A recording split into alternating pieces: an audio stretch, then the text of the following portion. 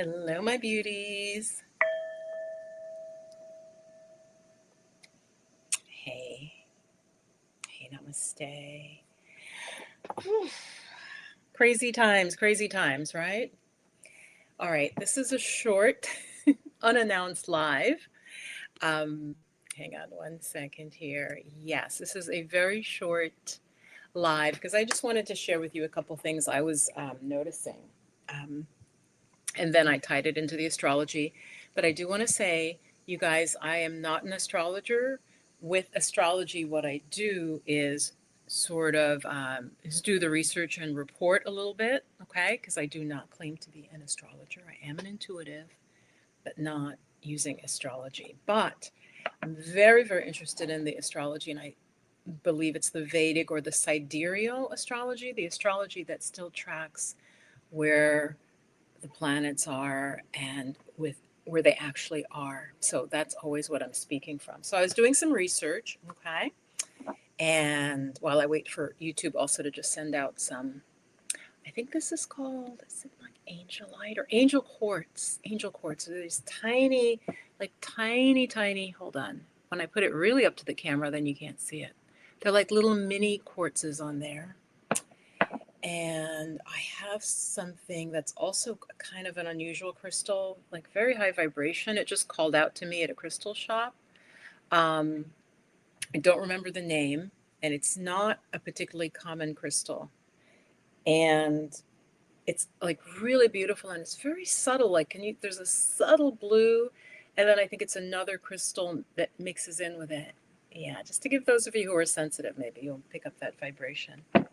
And then I have also just a tiny tiger's eye, which is said to really help with concentration. But this one is very much about like higher vibrations, and it just really, yeah, speaks to me when I want to feel very peaceful. So, still adjusting to being back in the US energetically, not going to lie.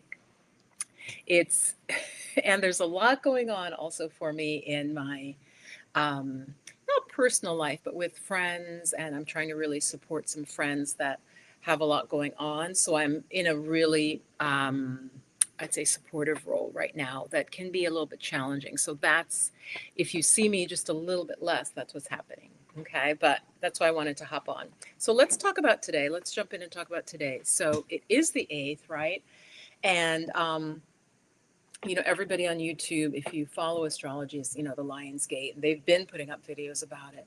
But I just wanted to hop on because today is Friday, and Friday is the day of the goddess. And so if any of you who later come in, hey, if you're just joining live, who come in on the recording and you have time and you do any sort of goddess practices, Friday is the day of the goddess. So that is what I wanted to share. But combined with the fact of the Lion's Gate, it's just a very potent time. And I had been talking a lot about manifestation.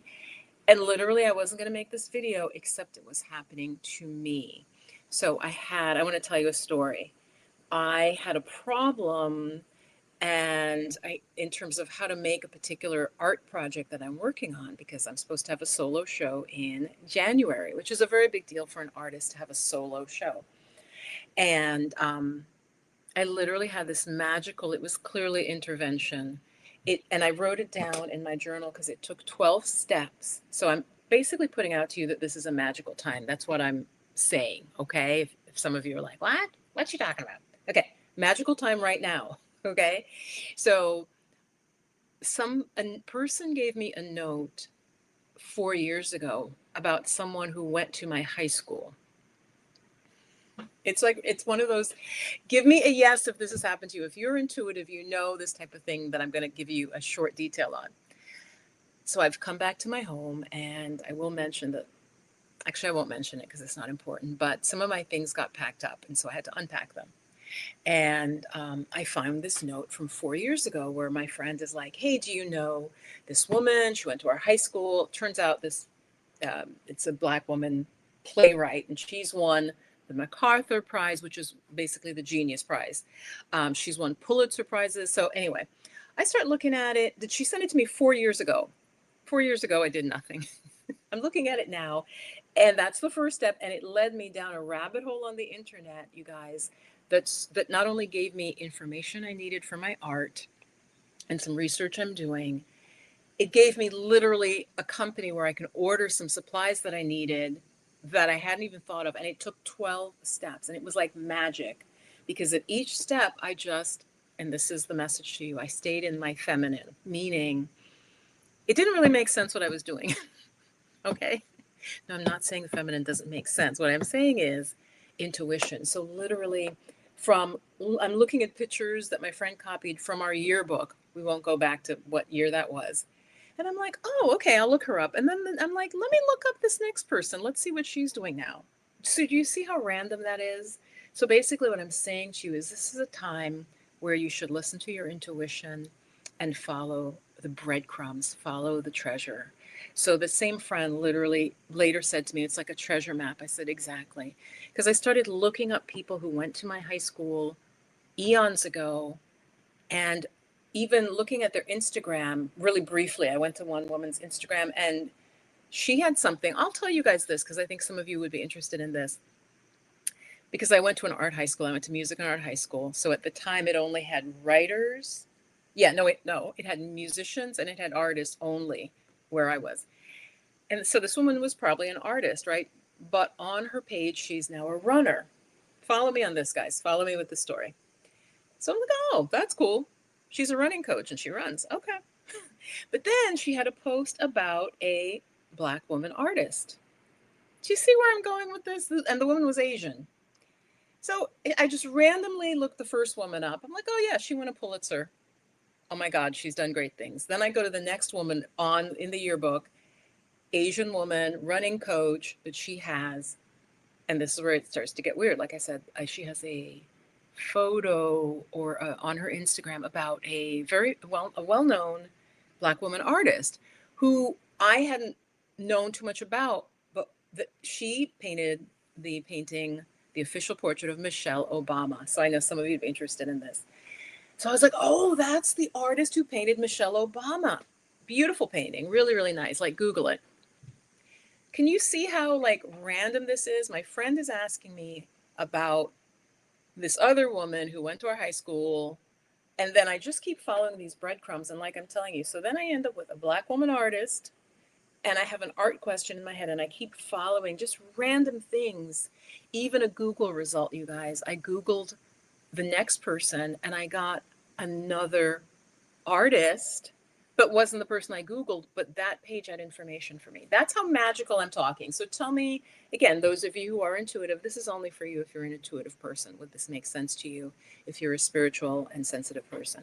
So basically, I followed every breadcrumb, ended up, like I said, solving some real problems that I had. It gave me information I didn't know just by following my intuition. So what I'm saying to you today is I want to share a little bit about the Lion's Gate with you, and that today, if you do any sort of goddess worship or awakening your divine feminine, right? As you could, I think, for a lot of you, that's sort of the way you're getting into it, not necessarily as external worship of like Oshun or Lakshmi or whomever.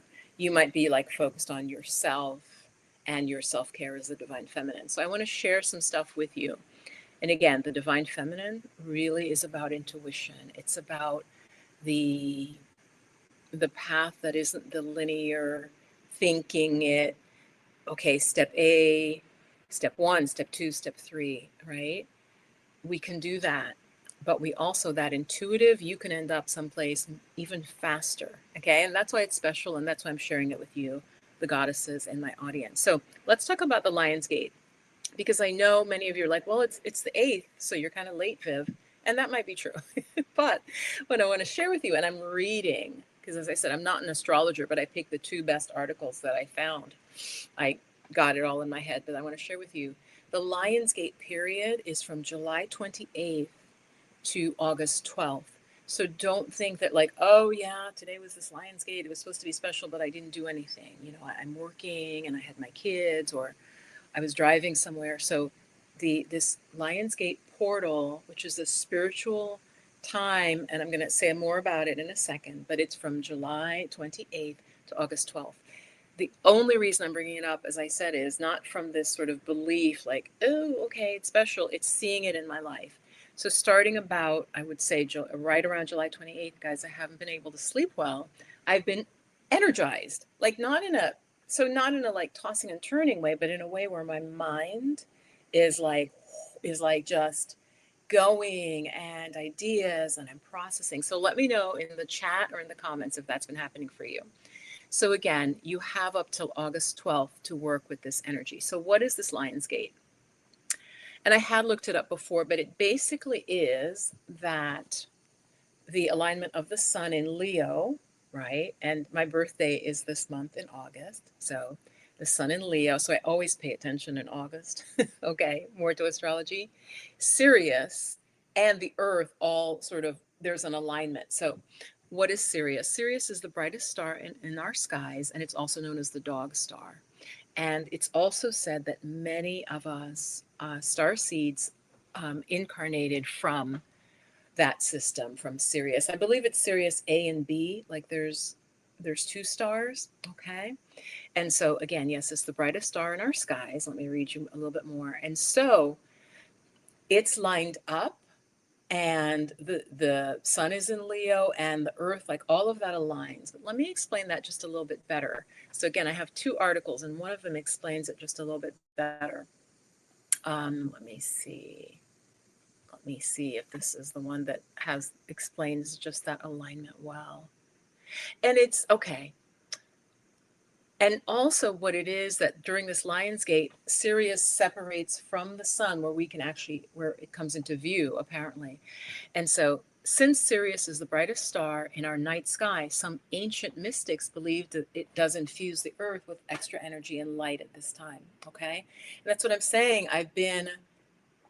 And the only reason I got into astrology was when I would notice certain astrological events would affect me. And that's what made me start to take it seriously. So like I said, mentally energized, a lot of things coming up for healing, a lot of insight. So let me know if that's happening for you. Now, there's a connection with the ancient Egyptians as well. So she adds in this article, this is from Mind Body Green. This is actually a psychiatrist, a holistic psychiatrist. I'm like, okay, an astrologer and a holistic psychiatrist. I love that. I love that we've gotten to this place. She adds that ancient Egyptians worshiped Sirius as the goddess Sopdet. I'm not pronouncing it right. It's Sopdet, celebrating Sirius's return in the morning sky as part of the farming season and the beginning of a new year. And I believe the Nile would flood in ancient times. And that's why astronomy was important for the ancients, right? Because they were literally seeing its effects like to their life. So I believe the Nile would flood around this time. And so they paid attention to this particular star, like the royal astronomers, okay? When this star appears again, right around that time, the Nile floods. And some of you may know much more than I do about that, but that part of that flooding would make the soil fertile. And so was very much a part of their prosperity. Okay, so let me tell you a little bit more about this Lion's Gate portal. So again, the ancient Egyptians regarded it as a potent time, and that it created a bridge between realms, between the heavenly realms and the earthly realms, right? So I just wanted to share that with you, and that it really is a time, and also the number 8, right, which is really the infinity symbol, how important that is. And let me pick up the other one that talks about the number 8. They're talking about the 8th house being in the 8th house, and the 8th sign of the zodiac belonged to Scorpio. That's in the Western system. I don't know if it's the same in the Vedic system, but astrologically, because of that, in the Western system, 8 has connections to power, transformation, energy, passion, and sexuality. All Scorpio themes, they're saying. Again, that's Western astrology, which is, like I said, I'm less drawn to that. The number 8 also corresponds to the strength card, right? Where you have a woman very calmly taming a lion. And so that's often, that strength card is said to be about us overcoming our, not just fears, but our, you know, ego driven desires that might lead us, like, say, let's go, I'm going to go extreme. You're addicted to, like, harmful men or a substance. It's about having that power to kind of, you know, you're there with that lion and you're not getting bitten. That like drive that you have for something that may be bad for you, you've controlled it. So that number 8 has to do with that strength, and it's very much an inner strength. So um, let's see, what else do I want to share with you? So what you can do during this time, the main thing I wanted to say is, again, if you do any sort of worship of the divine feminine, in any tradition, this is her day, Friday. It's also linked with the number 13. And so there was this whole series of sort of negative, things around a goddess or any like feminine divine energy. But having said that, as we know, in ancient traditions, in many cultures, whether Africa or South America or Polynesia, but I'll say more about that, there, in ancient cultures, there was always a feminine aspect to the divine as well. It wasn't just a male god. There was always a great mother, and she had certain like realms that she ruled, and they saw in the world clearly that it's the masculine and the feminine together. And so just adding that there. So I'm going to look at your questions in a second. I think that's all I wanted to say, you guys.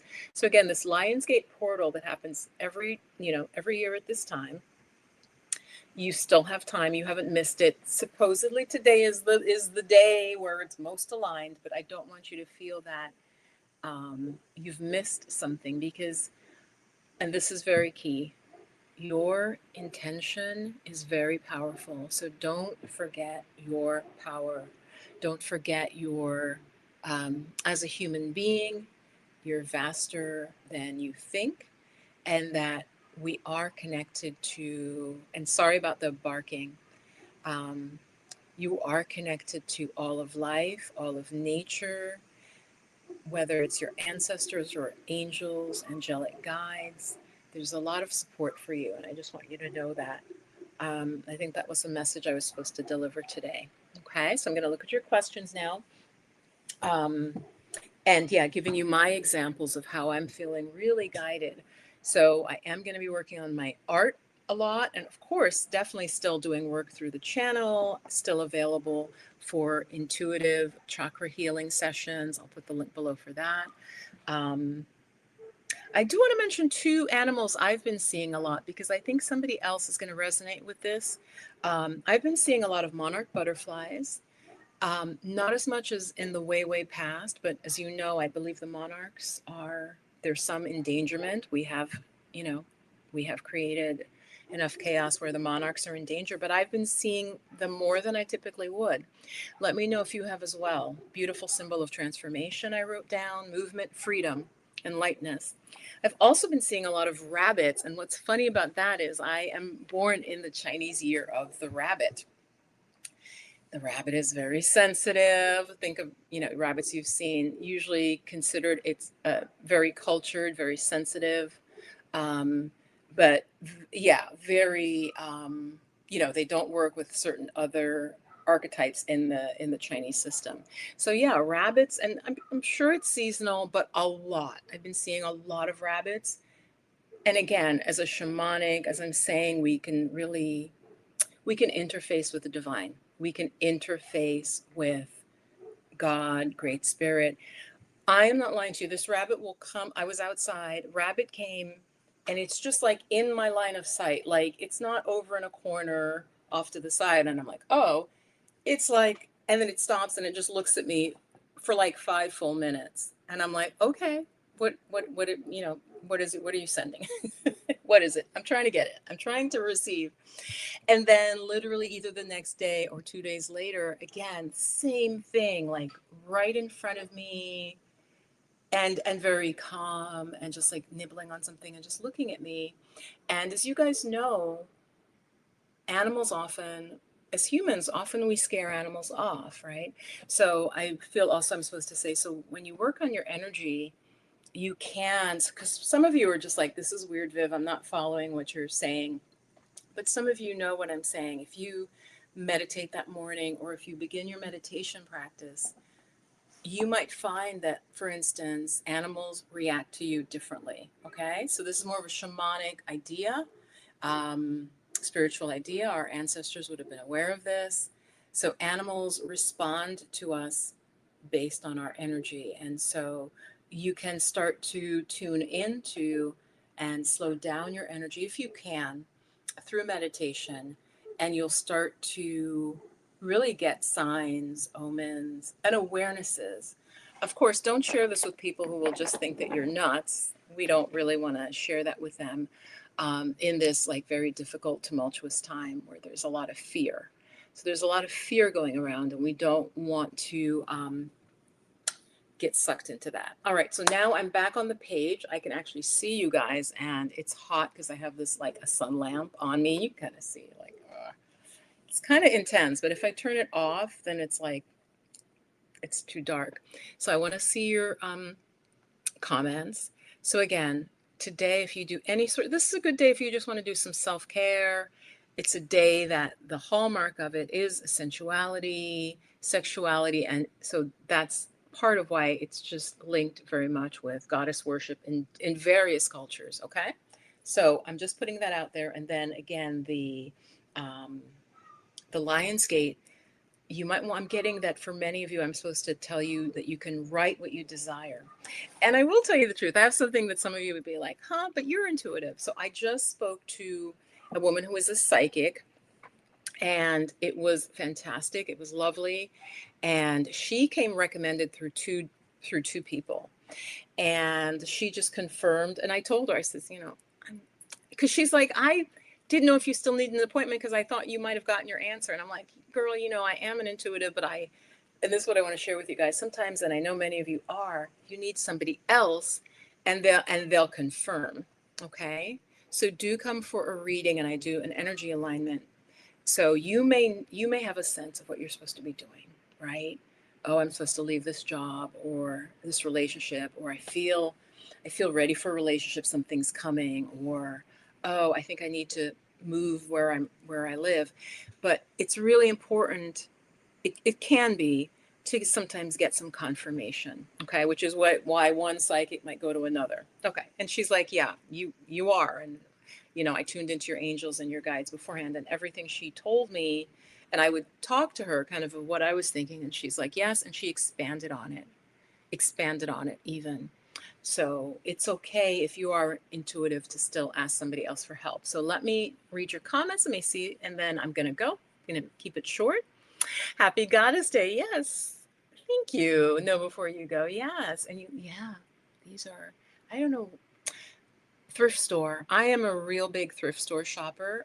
To me, and again, something I can tell I'm supposed to share. To me, shopping at a thrift store is like an adventure because I know I'm not going to see another person wearing something I'm wearing, right? Like this, I got from the thrift store and I love it. Hold on, let me take this down. Um, it doesn't show as well on camera, but it's all like these, like sort of, and all the way down, and it's very, very light. So it's gray, but because I am really sensitive, and again, let me know if this is you, because I know somebody else. I'm not just like really weird. I'm supposed to also share my weirdness more. I'm getting that. So I love gray, not because it looks good on me, because I don't think it does, but I like gray because it makes me feel very calm and very soothed. And so you see, I'm doing like a little moon silver thing, right, with the hair. Okay. So that's what I'm doing. Okay, I think I really did share. Oh, and last thing, we're coming out of that retrograde. So we've got retrograde till August 11th. Okay. And so soon Mercury will stop being retrograde. And again, how I'm feeling it is I'm going back on different things, relationships, and yeah, what did I do with my life? All of that has been coming up for me, you guys. Not me wanting to. It's just been like, so let me know if that's been happening for you. So this is a very potent time. This retrograde, I believe, don't think of it in the superficial way that we hear. And that's how I used to think of Mercury retrogrades, as everything breaks and your computer doesn't work. No, it's the mind sort of turning in on itself, and it's a time of pulling back a little bit. Okay, that's really what I'm experiencing with this one. So let me know if that resonates for you. I'm really curious. So let's see comments. That's crazy. I'm going to see that painting this weekend. What? Wait. No, you're not. No, you are not. No, before. Do you see this? How this is so weird. I'm talking about the Michelle Obama painting, and a regular now in my lives is like, yeah, I'm going to see that painting this weekend. That's what are the odds? That's what I'm saying. It's not like I have 500,000 views and somebody's like, yeah, I'm going to go see that painting. No, right now there are six of you watching, and one of the six is like, I'm going to go see that painting. Wild. So know before you go, because of that, I'm going to say that may have some real impact on you. Like there's some reason that you were here, heard me say that, and you're going to go see the painting. Yeah. I think it's in New York. Is that right? So, yes, my whole thing started with the woman who painted that. I still have to listen to a podcast about her. And again, this is where it gets weird. Let me know if you want me to kind of expand more on the way spirit took me into down the rabbit hole. Let me know if you want me, just type rabbit hole, which is also funny, right? Because I was talking about rabbits. So, hey, reigning supreme, welcome. Thank you for the message. Okay. Tell me, break it down a little more. Okay, here they do. Okay. Speaking of movement and freedom, how can we use this 8-8 portal to become more active and aware? That's a great question. I'm always going to say the same thing. You know what I'm going to say. Okay. And this is not even specific to you. Our minds right now, there is a cloud of darkness. And I mean darkness in a negative way, not like the darkness of the moon or the darkness of the soil where the seed, can germinate. I mean darkness. There's some mental control stuff. And you guys know I don't usually talk like this. But there's a lot going on right now. There's a lot of from various levels, from human levels to potentially uh, higher beings who may be feeding this darkness and rage and anger and as I said, also human, very much human. I'm not of the type that tries to blame. There's some religions where you notice people don't ever take responsibility. It's like, oh well, this is what God. Well, no, we're here and we make choices. I really believe that. Like it's and so we want to keep the humans in the loop. Our choices matter. And so I would say to you, reigning supreme, meditate.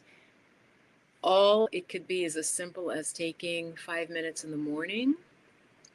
I would say like 10 minutes and just getting quiet, shut everything off. I recommend the Insight timer. I don't need to show it. Just look that up. Get that app. It is free. Insight timer. It has beautiful bells. It has different things, and for like a small amount a month, you can also get like much more. But it has like say you meditated for 10 minutes, reigning supreme. You could put a middle bell for 5 minutes, and that's helpful because sometimes we start to get sleepy, or we're getting a little restless, or your back itches. Your back starts to hurt. You can have a middle bell, which I recommend to my students. Have a bell that marks, okay, wow, I've made it halfway through. They have water sounds, they have music, but they also with the timer. So you can kind of layer what you need. So I would say meditation because you can't be more aware till you can listen. And meditation, more than anything, gives you that. The only other thing that I think equals that is time in nature, reigning. So I would combine those two. Go out in nature and be still. I wouldn't actually have music playing. Listen to the birds. Let me open my window. You guys will hear. There are now birds chirping. For me, whenever I meditate, and I swear to you, it's not, I mean, birds chirp all the time at different times, and sometimes there's a lull. But whenever I start to meditate, birds start chirping. It's just invariable. And when you think of birds, and I know in a lot of parts of Africa and other cultures as well, but the birds were considered connected more to spirit, right?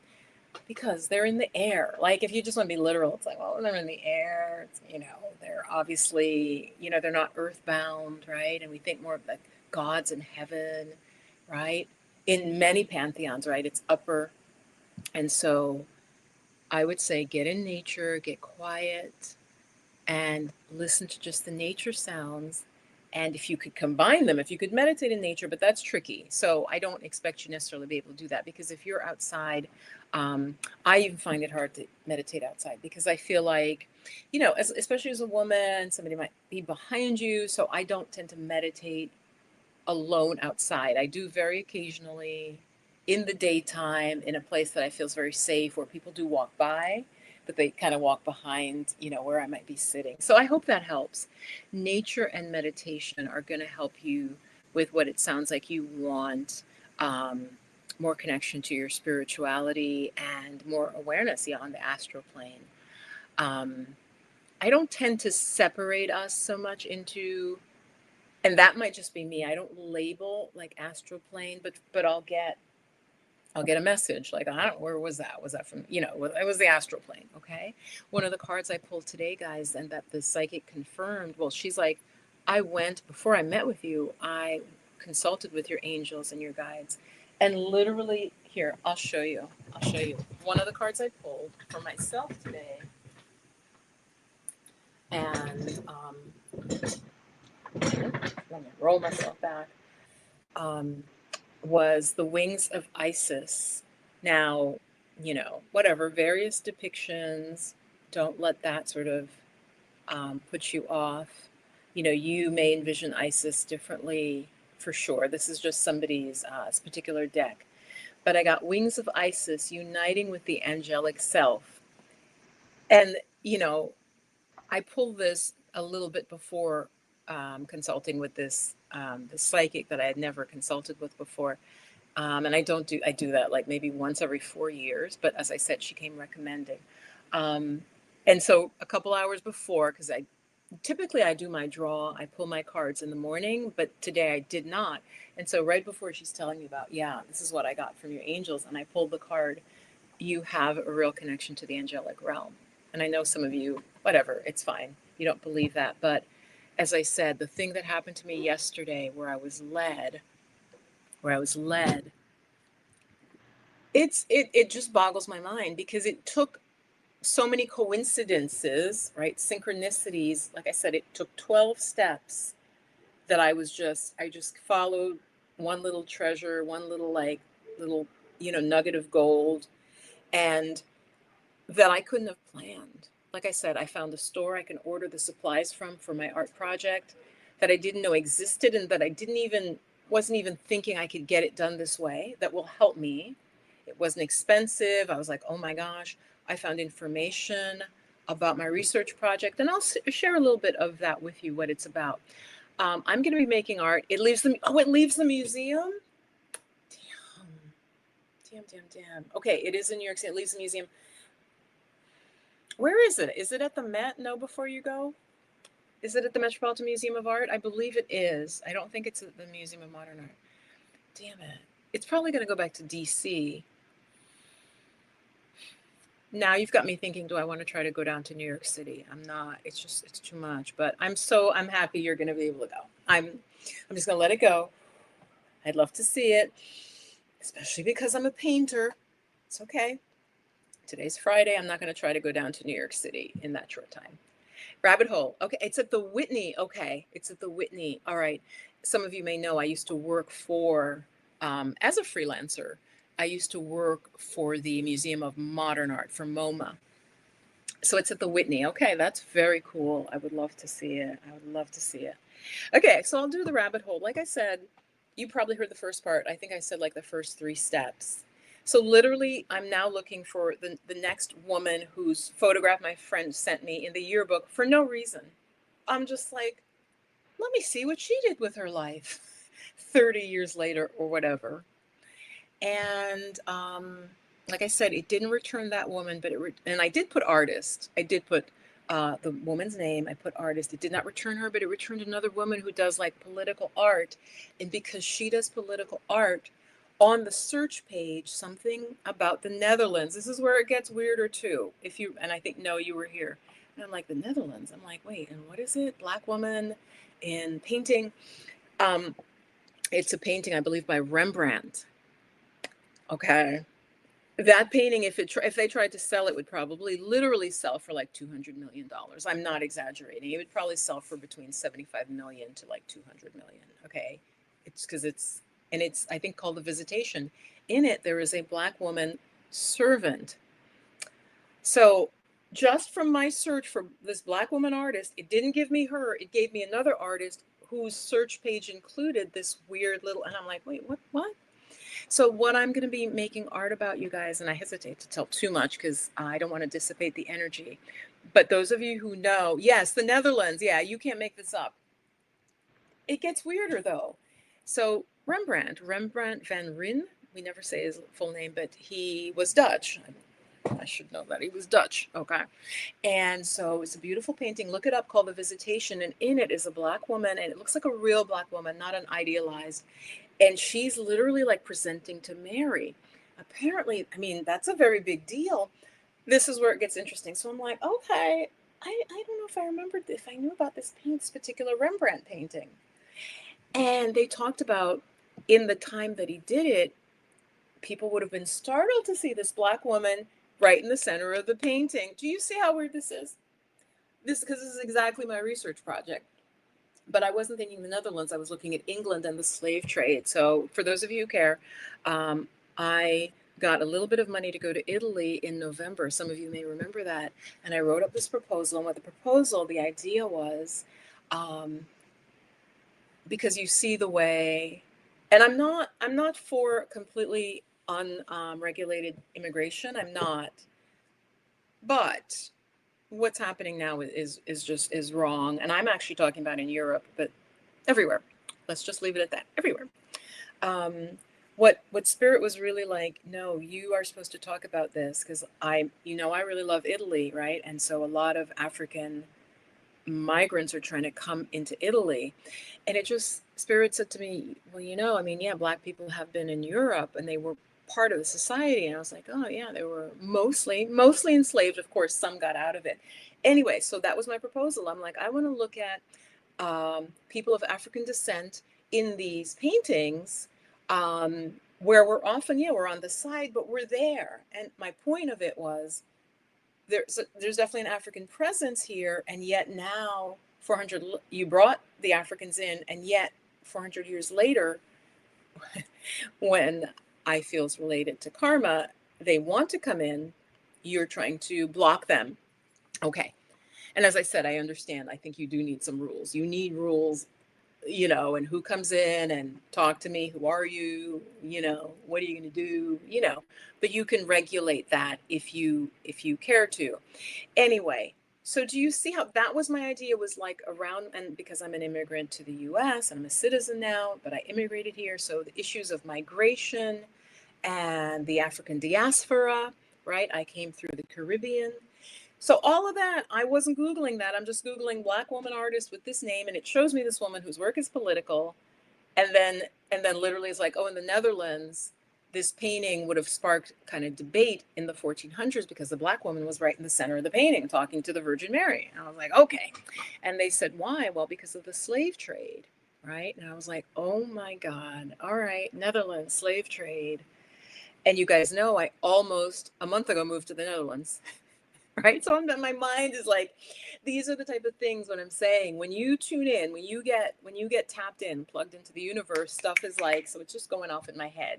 It's just really going off in my head. I'm like, so it gave me research. I have to read that, a painting I did not know about with this beautiful black woman, very full face, right? Round face, very round features. So again, it wasn't like, he didn't make up. They're like, no, this was really a black woman who worked, they were like, this is where we think she worked, and he had her as a model come in to make this very famous painting.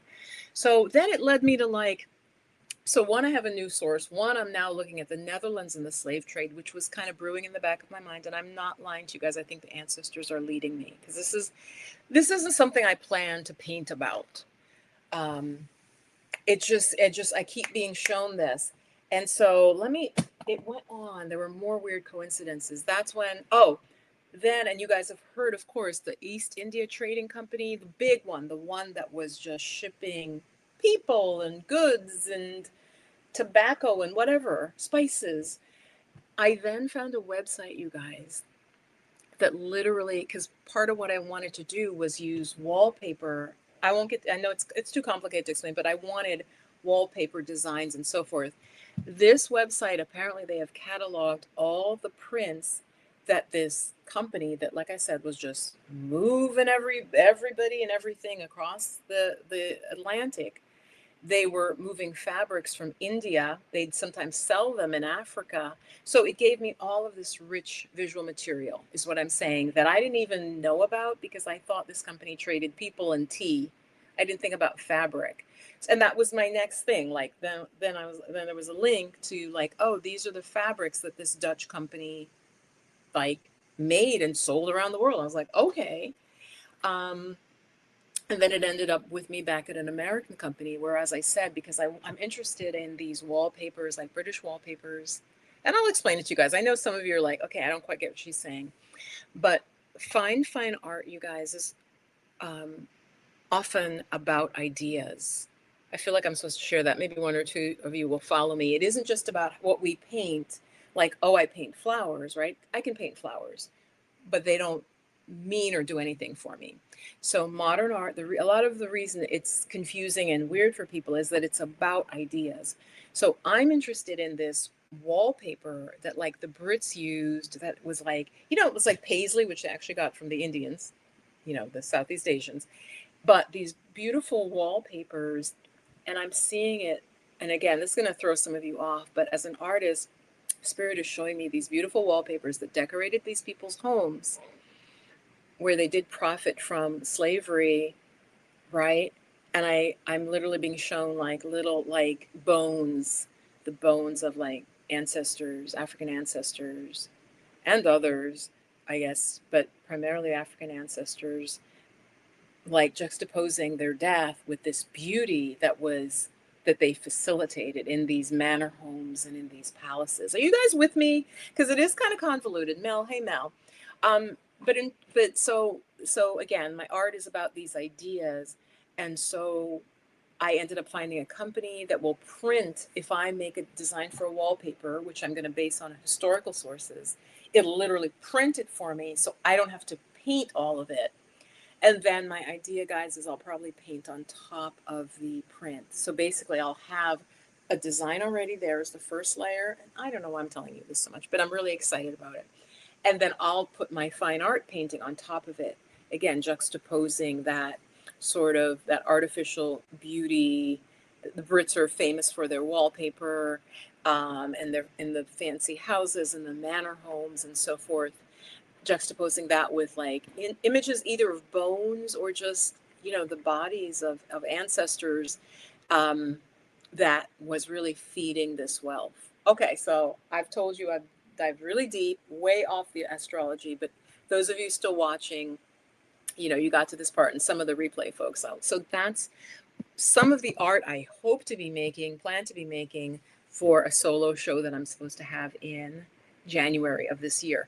I'm a little nervous, and that's why this whole magical thing mattered. And I was sharing it because No said, "Give me I want to know about the breadcrumbs." Like I said, it took me 12 steps and literally solved like 4 problems I had. In just like this, all based on a note from a friend 4 years ago. Which that's why I'm saying, did God like plant that seed for me to literally look at the note now 4 years later and be like, oh, okay, well that's interesting. It makes me feel like almost a little bit that we might be chess pieces or that some things are predetermined. That's what I'm saying. And even my friend, because I called her, she's like, yeah, that feels like you're supposed to make this art. I'm like, yeah.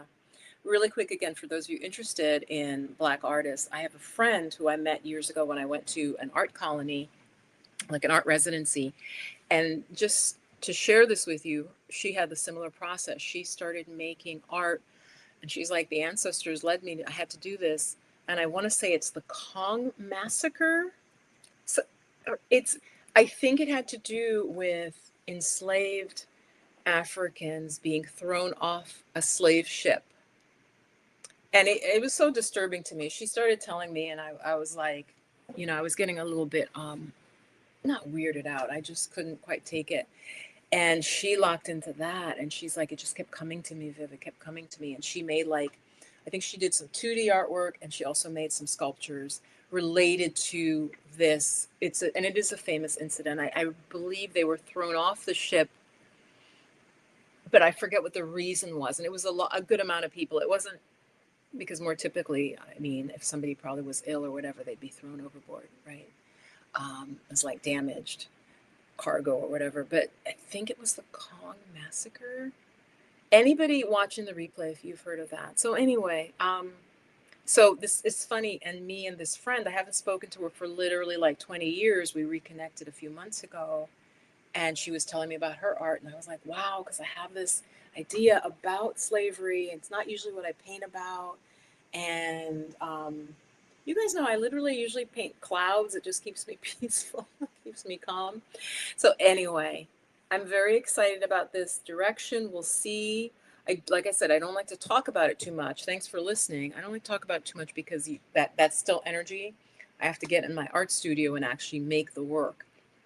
But maybe talking about it is for someone who's gonna watch. It might be the Kung massacre. Anyway, so yeah, just really deep. So again, for those of you, divine masculine, divine feminine, listening, follow your intuition, listen. I really feel that, especially in this time where we're seeing a lot of hatred, that creativity, and I really want to believe that the creative, that's still the flourishing, that's also linked with the divine feminine. The upwelling of creativity, right? Think of it when you hear about artists, they have a muse. The muse was pretty much always like supposed to be a female. It's a feminine energy. The creative energy is sort of that feminine side that we all have. So anyway, yeah. Hey Mel, yeah. So yeah, the Netherlands know before you go. Exactly. Wow, I didn't know TDWC made fabrics. No, what is TDWC? I don't know what that is. I didn't say their name, so now I'm curious. What do you mean TDWC? I don't remember the name of the company. What it literally is, it's a print on demand company, but usually that means like, oh, you want a fabric on a bag. They literally will print a huge, like, 6-foot wallpaper for you on canvas. And I left out one thing. The reason this was what came to me. I was like, I need to paint it on sailcloth because these slave ships, obviously they're sails. It's a canvas. And that's what I started Googling as I was led to. And I was like, yeah, it has to be on sailcloth. And sailcloth is canvas, which is what artists paint on. It's sort of a specific type. And then that's how I found this company. But yeah, no, tell me what TDWC is, because I don't know. Oh, yeah, TDWC, I don't know. I can't remember the name of the company, but I'm pretty sure I have it bookmarked. I have it in the history. Actually, and I think they're not an Amish company, but they had the little caps on, so I think they were Mennonites. Anyway. Question, when people talk about connecting with the moon, certain astrological days, if you're crazy busy, what's the simplest way? That's a good question. Well, Mel, like I said, I just answered with, I would say meditate, just sit quietly. If you can, be outside, or if you have a window, like I have a skylight, which I do love. First of all, it's broiling hot when the sun is out, so I cover it. But if it were uncovered, which it is part of the year when I won't be baked in the house, if I can sometimes see the moon and the moonlight can come in, just sit and meditate and kind of just try to tune into the moon. The moon is a cooling energy, and as I've said before, right now there's a lot of heat on the planet. And I'll explain again what I mean by that. I mean it in a couple of ways. Heat is usually translated as like agitation and anger, right? When you said he's hot-headed. And so the planet is warming, literally, right? We're getting, obviously some places it's warming. We're seeing things melt that shouldn't be melting. That is going to lead to increased anger. I'm just putting that out there. I'm not, it's already happening. Even the polarization in the US, right? And we see fires. Do you see what I'm saying? So there's an increase in heat. And all our electronic devices have a more of a heating energy because they're unnatural and they sort of make the body a little bit like this. So I'm literally sitting with two lights on me so you guys can see me well and everything. And so the camera picks isn't blurry. So the whole moon thing is a way to kind of balance that energy that we're overexposed to because we're on our phones, right? And I'm talking about that whole light thing, like, oh, it's the wrong type of light. That's the same thing I'm saying. The moon has a cooling, soothing, calming effect, and none of us are getting that because all of our ancestors during like a full moon would have been outside, right? And they would have had the moon shining on them much more than any of us. None of us are really doing that. So I'm just saying it's if you can get moonlight, but also just sit, I would sit and meditate and get quiet, and that is also calming and cooling. Yeah. But in terms of Mel, the Lionsgate idea, write down what you want. And thank you for bringing me back to that because one of the things the psychic said to me, which is that's what I'm saying, I was literally just started doing, and I don't always use writing, but I got, oh, I need to write out what's going to happen. I need to script it. And that's what she said to me, and I hadn't told her. She goes, oh, you need to write down. I'm reading what I wrote. She goes, write what you want to happen and then put divine order at the bottom because she's like those two words are very powerful. So really happening in divine order.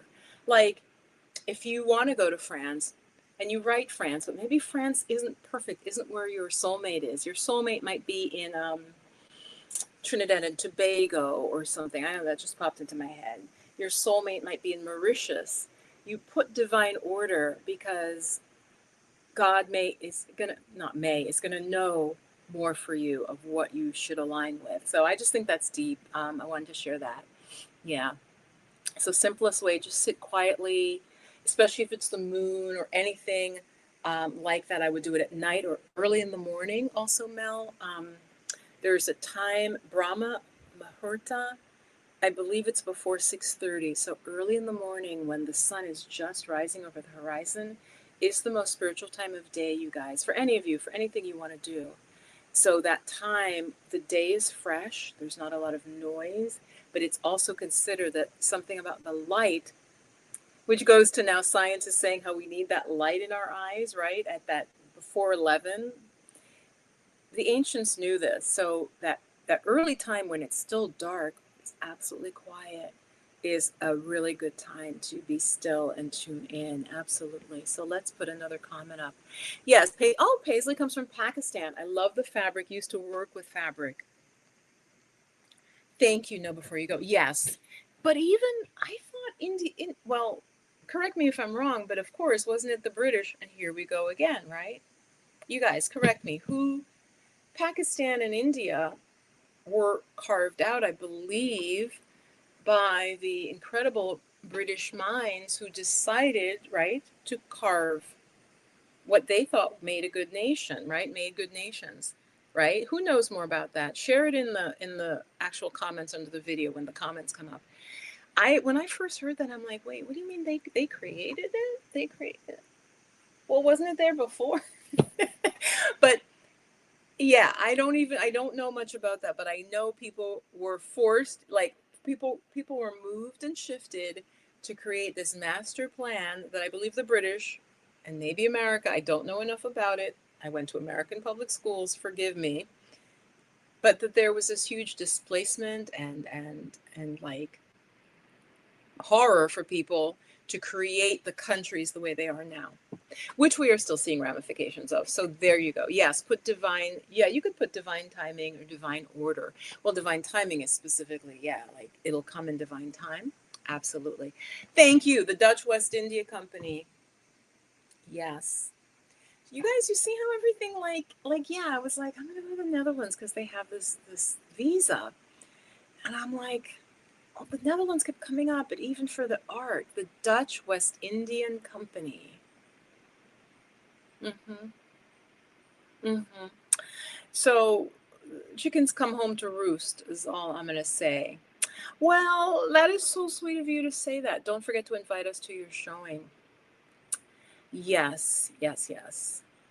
Um, like I said, I have to make enough art to fill. It's actually, so it is two people, but and this is weird to me. It's a large space, and the woman who runs the program is like, no, it is two solo shows. It is not a two-person show. And I'm like, but we're in the same space. She's like, that's just not how it's conceived. So having any of you who are artists or no artists, a solo show is the best thing you want. You can be in group shows, and that's great. And then you can be in like a three-person show, a two-person show, but the more of it that's just you is considered more prestigious. And so there it will be somebody else in the space, thank God, because it's a huge space. It would be hard for me to fill it. And but like that's her show, you know. And again, this is atypical. Usually the whole space would be the one artist, but the woman is like, nope, I divide the space in two. One artist has their show solo show, and then you're going to be here. So yeah. But Melly, you're welcome. You're welcome. You're welcome.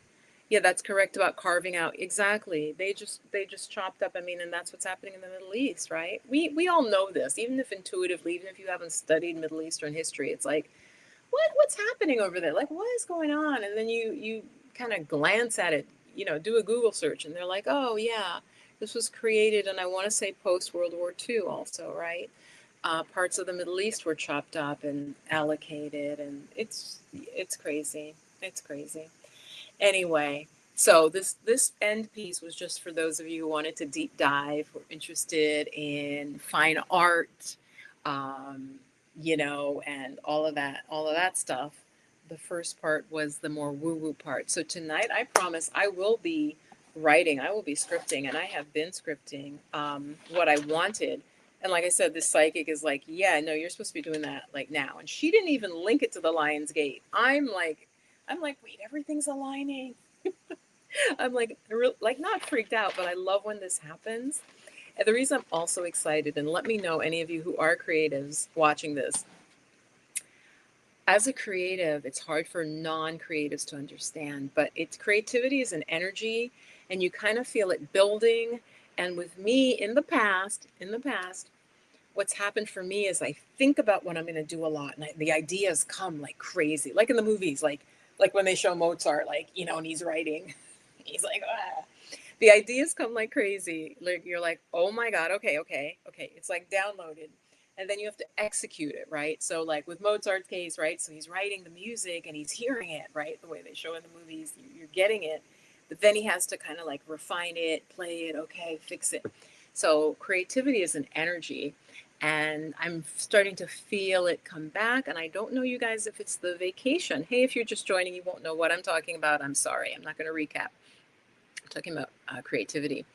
But I think the 5 months that I was traveling did help me. I didn't make any art because you're traveling around catching a train, trying to like, obviously, I'm not trying to like, oh, I'm going to pack my drawings. Oh, they're getting crumpled. Oh, and I need to pack my paintings. Yeah, you just can't do that unless I did really small things. But I think ideas were percolating being out of the US and seeing new things, seeing England, going back to Italy. And that was very relaxing. Italy was very relaxing for me. France was pretty relaxing, even boring. So I'm feeling my creative juices coming up. So I'm really excited, really excited. And we'll see. We'll see. So, guys, I just do want to remind you, remember, I do intuitive readings as part now of the chakra energy alignment, where I tune into you and kind of feel what energy center might need support. And I can do that at a distance. I first became aware of it like decades ago.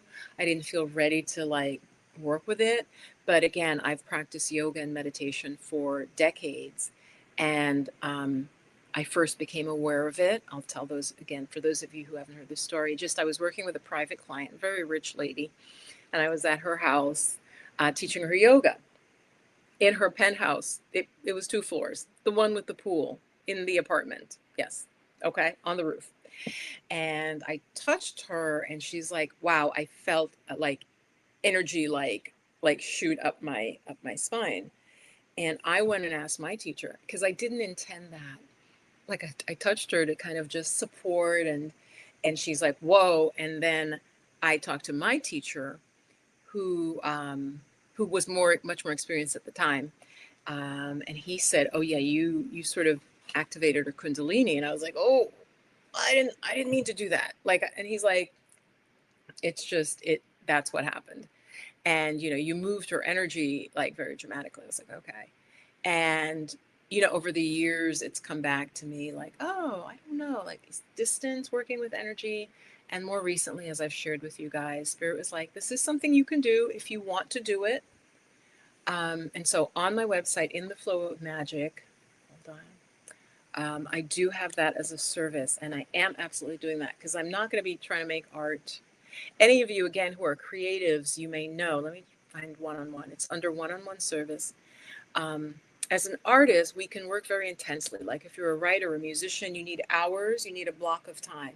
Okay, any artist will tell you this. You can't just be like, oh, I'm an artist, I'm going to work 1 hour. You need like 3 or 4 hours to work, whether you're writing music, whatever you're doing. So let me put this in the chat if you want to book a session. I am available for this, and it includes working with your energy at a distance, but also I do a short reading around what comes up. So it's a combination service. Hold on, guys. Let me turn my light back on. But yeah. And then also back to sort of explaining this distance energy healing. Several of you have written to me, and this really did surprise me. Some of my chakra healing, some of you have said when I do your sessions, I literally feel like an awakening happening. And I was like, oh, okay. And there's sort of like, I think it's related to you that I feel that because they maybe have done others where they don't feel anything. And I was like, huh, that is interesting. So, we're not separate. We are not like distance doesn't necessarily stop anything. At least, again, in the astral realm or in the subtle realms, distance isn't a thing. So, yes, there's the link. If you would like to work with me at the Chakra Energy session, and I have some testimonials there. I don't talk about it a lot, but I need to mention it more as it's still a service that's available. And, you could what I've found with people is maybe a particular energy is low or blocked, or I don't feel it. Usually it just feels like it reads like normal, but something will catch my attention, whether it's heart chakra, whether it's sacral, and I just have a method that I use with my guides and just sort of tune into you. And I usually see a visual symbol, not always, and sometimes it'll be a feeling of like nothing's going on, So hang on 1 second, guys. Let me check one thing. Oh, okay. My incense is all the way down, and I think it's got the candle because I'm smelling the candle. Okay, yeah, the incense is burned.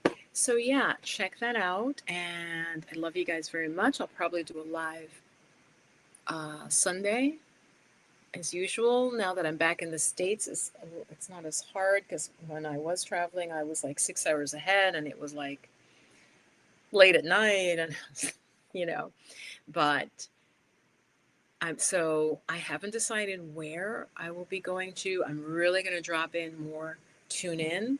Probably the next few months, I will stay in the US what I'm getting is I need to work on the art, and I need to be stable to work on the art. I need to have a place. I need a place where I can store it.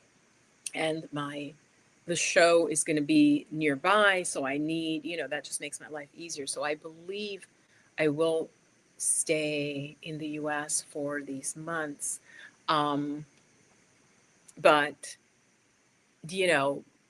we'll see. We'll see. I mean, if I'm able to work in, go to Jamaica or go to Aruba and work, but again, it's a thing of getting the art that I make back. That's really the problem with trying to travel, is trying to ship things back without damage and the cost. So yeah, those are my plans. You guys want to share in the chat? Anybody got some interesting plans, or anybody creative want to share anything of what you're up to? Or if you like, if you're a musician or a writer, if you know what I mean about artists needing time, that's another thing why sometimes artists can seem, some might be more introverted. Obviously, not actors, though many actors say they're introverts, which I find fascinating because you have to really, you put yourself on stage, but many actors are introverts supposedly. But writers, right, they need to like sit and type and sit and write, they need quiet.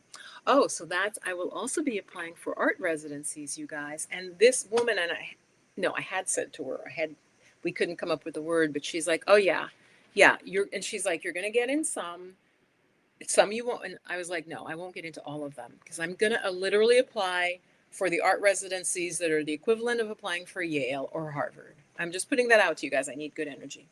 Okay. She's like, well, there's one, like, I don't want you to get discouraged if you don't get into that one. She's like, you're supposed to just keep going, just keep going.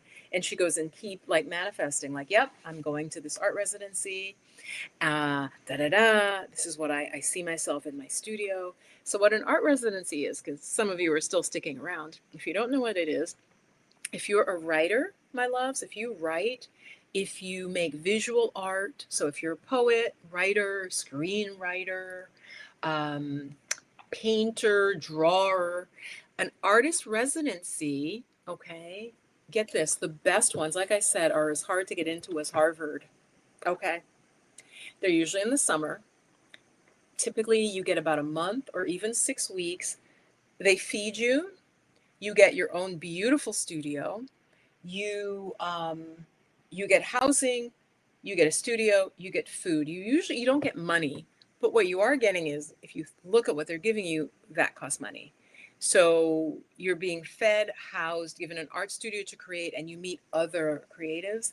You guys, the one I want to, I'm not going to tell you the name necessarily of that one, but the one of them that I want to apply for, hold on, let me just tell you again, because I think I have a very sophisticated audience, because you're still with me talking about this. Let me just tell you, hold on, how many, the one that I'm saying is like the equivalent of trying to apply to Harvard. Okay, your girl is going to do this.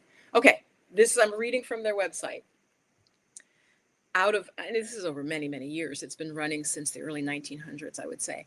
They have 106 Pulitzer Prize winners, 1,000 Guggenheim fellowships, 33 National Book Awards, meaning the people who go to this residency after, they go on to win all this shit. Okay, excuse my French. 8 medals for the arts, national medals for the arts, which I think is given by the president. There's a few more. 35 MacArthur fellowships. For those of you who don't know what a MacArthur is, I'm obsessed with it, because what a MacArthur fellowship is, you guys, is people nominate you. You're considered so smart at what you do, and it's usually something interdisciplinary. You're so smart, you're so creative. Other people, you can't vote for yourself. You can't nominate yourself. Other people are like, this person. They give you, I believe, $300,000 in cash money, cash, that you can use to do anything you want, because they're like, you are a genius. So whatever you want to do with this, we want to support your work. And so that's called a MacArthur.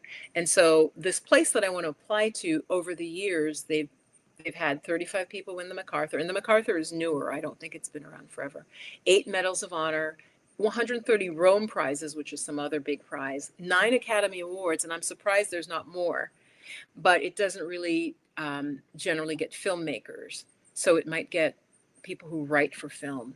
So that's how prestigious. 19 Grammy Award winners have come out of this program that I'm going to apply for. So wish me luck. You obviously have to have really good work. It is extremely competitive, and not only is it for Americans, it's open internationally, which I think, again, not to sound like a redneck, but it would be nice if they limited it geographically. It would make my odds better. It would make most artists' odds better. But these artist residencies are open for you if you are a writer and you write, like, you know, not just like pulp fiction. Like if you just write romance novels, it's, and I say just, but I mean, you have to really be, writing like really good quality, unique things, not just like, oh, because I could churn out a romance novel. I'm just saying, I really could. I used to want to when I was a teenager. I would start writing romance novels. So, no says maybe the travel time gave you time to relax. Yes, it did. It did. Even though I didn't do like Thailand or like Vietnam, one of those countries where so I was thinking of Thailand because you can get a massage for like $15. I'd be getting a massage twice a week. Can you imagine? Twice a week, I'd be like, "Oh, time for my massage. Okay, can you come to the room? Because I'm not even gonna leave. I'm just gonna lay down. Okay, show up. I'll be there." So yeah, Thailand, Vietnam, those countries where you can really get low cost, care is very attractive. Definitely, definitely, no doubt. So yep, I'm gonna went out earlier today with a friend of mine. We got some really good healthy food, and it was such a big sandwich. I kept half of it, so I'm gonna have that right now, and I'm gonna put some hot sauce on it. I just needed to share that with you because it wasn't as spicy as it could have been. I'm gonna put a little bit because and it's tofu with like all these vegetables on it and everything, freshly made, marinated, like in a cashew cream. Okay, and the sandwich is like this thick, so it's like this big but like this thick. So I'm gonna just jazz it up a little. We need a little hot sauce sometimes. Let's see. No says, I often find myself getting lost in the creative aspect when creating landing pages. No, no, no, no, no. I think that's beautiful, right? And you did tell me, you did say that you do websites. Um, I People probably come to you. I'm the same way because I have several websites, so I'm just like, oh, that color. An hour later, 1 hour later, no, I'm like, "Ah, it's not the right color." Changing the hex code. I'm like, oh my God, Viv, just stop. It's a blue. It's a soft blue. You wanted a soft. You've got it. Just it's neutral. It's relaxing. Just stop. And I can't because I can't decide on the color. So I understand that. But you're right.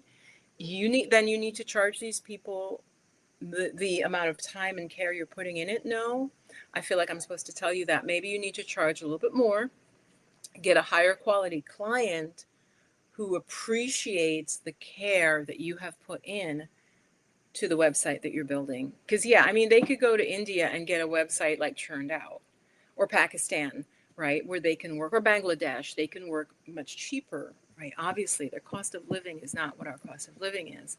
But I don't think you should feel bad. Yeah, the color work, exactly. Exactly, the color. It's like, oh, this yellow it's such a cheap yellow. Like I bought this book when I was traveling, just needed a notebook, and this color bothers me no end. I look at it and I'm like, well, actually I like yellow, but when I look at it, it's like a cheap sunny color, and it's fine. I use it for like notes about like work I'm going to do, the YouTube channel, ideas, but it's just kind of a cheap yellow is all I'm saying.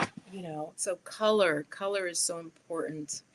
That's why when I was holding up this crystal, I'll hold it up because no, I don't know if you were here, there's this subtle blue in it it's right, like this part has this very subtle blue, and it's literally it's two different, the camera can't pick it up.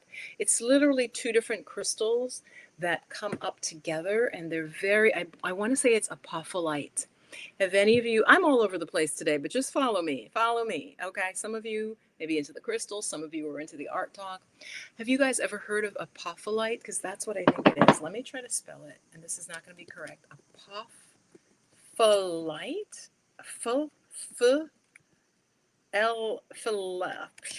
Google it. Apophyllite. I don't think it's two P's. Hold on. That is not two P's. Let me Google it. Very, very high vibration stone. Apophyllite? How do you... Apophyllite? Okay. Okay, wait. I got it. You guys, I got it. Okay, here it is. Here it is. I'm telling you, this crystal, and again, this may be for one of you. I really believe Spirit I'll be saying some random things here. I put the name in. This crystal is apophyllite. It is a really beautiful high vibration crystal. I'm going to read you what the AI came up with because, it's smart on this stuff. Apophyllite is a mineral known for its beautiful translucent crystals and pearly luster. It is found in volcanic rock and is often associated with zeolites like stilbite. So there are two different stones in here. I'm not even going to try. Like it's called apophyllite, but it's two different. And I don't. I think you guys can see it. You see how this is like almost like a blue green, and this is a little more warm. And one of them, the crystal. Okay, let me get. It looks like an eyelashes on here. One of them, you guys. This middle crystal is literally like this. It's like layered like on each other, and it's beautiful. It's like slices of bread, like that. And it's very, very high vibration stone. So any of you who are into crystals, check out apophyllite. Okay. It just called to me. There was a crystal shop in my area, like out in the woods. It was really random store. And this woman started it at her house. In fact, maybe I can see if I can give you the name. Any of you who are in the area, maybe of upstate New York, I think it's called Stick and Bone. Hold on, let me see. Nope, I'm getting stuff about puppies. Okay, hold on. Stick and Bone Crystal Shop. Crystal. She is not paying me to do this, but she was so nice. Stick and Bone. Okay, it's called Stick and Bone, and it's in upstate New York. Hold on. Stick, Stone, and Bone. Does she have two? It's a small business. Huh. There's one down in New York City at Christopher Street. Did she move, or am I mixing up the name? Hold on. I think I might be mixing up the name. Crystal Shop, upstate New York. Hold on, guys. Stick, Stone, and Bone. New York City. What? Okay, yeah, I have to track this down because I am getting the New York City one. No, Sticks and Stones. I think this is the one I'm thinking of is in Waterville, New York. Is that the one I'm thinking of? Guys, I can't pull up the name. Oh wait, Sandalwood Stone. Check her out. It's woman run, and she is the nicest woman. Hold on. Here, I'm gonna, if any of you, and it's in Marietta. I'm just flowing tonight. I feel like I'm supposed to help her. I think she does do mail order. Check out this website. It's called Sandalwood Stone, and her prices, you guys, for crystals are really good. And it'd be better than buying from Amazon. Okay, can we all get off Amazon? Can we move away from Amazon a little bit? So that is the name. It's called Sandalwood Stone. She was very, very nice to me, very, very kind. I think she also has a Facebook page, but I believe this is where I got this, the apophyllite. Her prices are very, very reasonable, and she chooses them. Obviously, she's getting them from a wholesaler. So rather than you, because when we order crystals from Amazon, you guys, it's just random. It's like, while if you, even with her shop, or even if you do mail order, you could ask her to choose for you. And she really chooses beautiful stones. So I want to support her. She just popped into my head. So if you're also in upstate New York, she's in a town, I believe it's Marietta, I had said. She says she's USA based, woman owned small business, and she does shipping over $100, free shipping. But she's also got Oracle decks. She has quite a selection of Oracle decks. And she just seemed very ethical, and I got a really good feeling from her. So check her out. She's also apparently on Instagram, and I will put her Instagram here. She also has jewelry, but the main thing I would say go to her website. So I just feel like I'm supposed to promote people. I've been feeling that. I will be having more interviews. I'm going to try to bring on folks who are doing interesting things in the spiritual realm, or women from all different backgrounds who maybe are reinventing themselves, moving abroad, and probably in midlife. Because I found an old video of mine, you guys, where it was during COVID, and I clearly stated what I was doing. I'm like, I'm here, and I had this whole statement. And I'm like, wow, that sounds really good, Viv.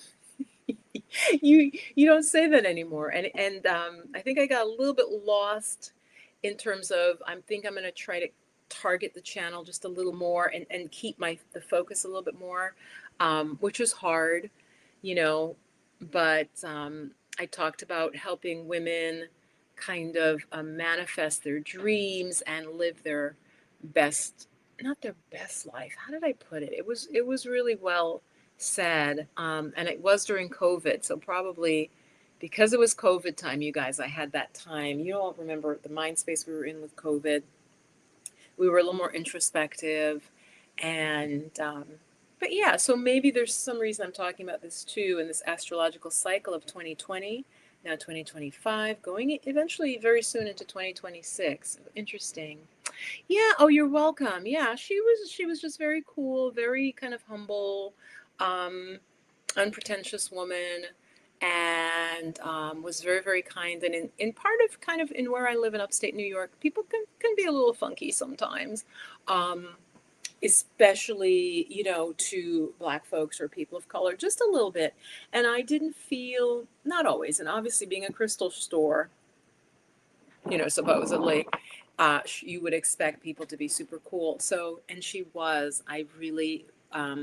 She was very kind to me. I went with a couple of friends. She also has incense. So again, if you're in Marietta or upstate New York and want to check her out, then definitely do so. Let me know. So before I go, let me know if there are any topics you want me to circle around on, okay?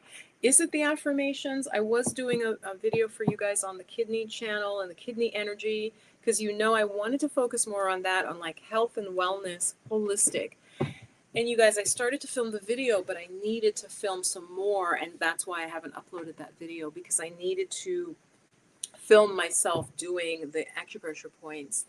And at that point, I wasn't in a location where I could film easily. So that's what I was working on was, and I hope I can find the footage that I have. This is part of being a YouTuber. You film a lot of stuff and then you're like, oh, wow, wait, did I upload that? I need to edit that. So it was about how to build the kidney energy. And I've been talking about it a little bit. The kidney energy is really, especially in the winter, it's vital. But let me work on that video. But yeah, right now in the chat, before I go, are there any topics you're wanting to see? Like you guys know, occasionally I touch on crystals, but for some reason I was supposed to show you this and talk to you about apophyllite. It's a very, very high vibration stone. So actually for things like meditation, where you want to tune into more subtle realms, absolutely. While as you guys may know, like tiger's eye is very much for concentration and that focus. It was recommended to me, again, years ago. This girl knew nothing about me, but she nailed it. She's like, you need tiger's eye because it helps you, because you are very like ethereal and you're getting a lot of information. But when you need to focus, get tiger's eye. And it was not a stone that I was drawn to, because of course I'm going to be drawn to the one seriously that, is that crown chakra, third eye kind of thing. And even the little, I had held it up before, this is called angel quartz. So I think it is really amethyst, but then it's amethyst with like these little babies. And it has a very sweet energy. So yeah, I'm not a crystal expert. What I do is I go into the shop and I really just tune into the stones. And but I can work with them. And that was another avenue. Spirit is like, you could definitely dive more into working with crystals. And I'm finding that they're helping me energetically as I resettle back in the US. So for those of you who are sensitive, and I always say that, and I'm not trying to be pretentious, but crystals don't work for everyone. For some people, I don't think they're able to tap in, but I think for a lot of you guys, like, oh, hey, Heather. Wow, I hadn't seen your comments. And no, before you go, people who are more sensitive, and Mel, I don't know if you're into crystals at all. I just recommend going in and like, yeah, you could go see if you could find the apophyllite. Like I said, it's not so common. And maybe you're like, oh, I like amethyst, but it's nice if you can hold the crystal and if you tune in and go. Don't just be like, oh, I'm going to get black tourmaline because, and that's fine too. You might know like, oh, I need black tourmaline, right? for grounding. But what I'm saying is then it's nice to go into a shop and really touch and hold the crystal. Okay. Again, this is a form of healing and energy work that I think some of us are evolving towards. So as people talk about kind of different timelines and different, the planets are almost splitting. Um, some of us will be more working with crystals. So yes. So let me see what you say. So Heather, let me go back up to you. Hi, Heather. Thank you. I haven't been buying crystals because I worry they're not. I totally get that. In fact, this is so weird. You mentioned it, Heather. I was looking at Uruguay, right? Uruguay, beautiful country, you guys. Again, another topic here. Uruguay, but this goes, I just got chills as I said this. Uruguay is like the world's leading source of high quality, wait for it, I think it's amethyst. When I tell you, I mean, we're literally, these are, how do I even say it? I think, we think of crystals small. You guys, they showed these massive, like it's coming out of Mother Earth, and this beauty is literally in a rock.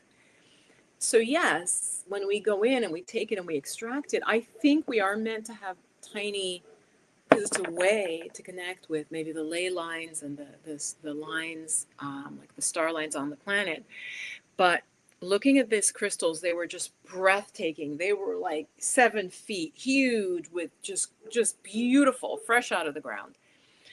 But somebody wrote, and it was a Uruguayan, and they said, these are beautiful, and I know they make money and they're helping business, but they go wonder what the environmental damage is. And I thought, right, it's always, we have to look at how much damage is this doing? Because you and I know, I would say, especially in some places, I don't think necessarily in every place, but I think a lot of places with these crystals, the extraction of them, is it damaging the water? What is it doing? Like, but now bring it back to the woo-woo note, because we have to, we've got to go low, we got to go high. It's interesting that Uruguay is currently, and has been, recent times anyway, at least a peaceful country, and that amethyst is, guys get what I'm saying? You follow me, right? Because just when I tune in, I'm getting this message saying to me, Viv, different land masses and different areas within the ground, there are different crystals, which is like obvious, like, oh yeah, okay, they're gemstones. But what I'm saying is the crystal that is underlying, say, Washington, D.C., or Philadelphia, a certain crystal energy versus a place that's known to be like very peaceful. Like, Sedona. Why does Sedona have this, like, oh, it's supposed to be a vortex, but like, what is in the ground at Sedona? So you guys get what I'm saying, right? So when I was looking at Uruguay, and then randomly, again, another rabbit hole, again, because that's how I learn and that's how I'm led where I'm supposed to go, was this amethyst. And I love amethyst. And so I was like, oh, that's interesting that Uruguay has these vast stores of high quality amethyst. So that's what I'm saying. What is that energy of that amethyst in the ground, regardless of whether we ever see it? It's not about whether humans see the amethyst. There is this beautiful, like, art made by the planet within it, is what I'm saying. You guys follow me on that? Like, it's this beautiful planetary creation. So yes, crystals, I think it's important, and if you can figure out how they're sourced, but how are we really going to know? How are we going to know, right? Some places will say they're ethically sourced, literally, unless you are like a crystal wholesaler and the dude, or the woman who's like, yeah, I go to this place in Uruguay, I go to this place in Brazil, right? Because Brazil also, right, beautiful gems. And that, okay, they pay the people, they go in the earth, but they're not like destroying the land. I don't know, guys. It's so hard, right? Because we know more now. We know more now. Hmm. Yeah. Okay. So thank you. No says, I find your chakra information interesting. Also, crystals. Yes, I love smoky quartz because it's very grounding for me, and that's one of its things. And I found it. So it's so funny. As because I'm moving back in, so I have a smoky quartz here. And I believe I got this from the same shop. And let me hold it up and see if you can. So part of it, it's thicker.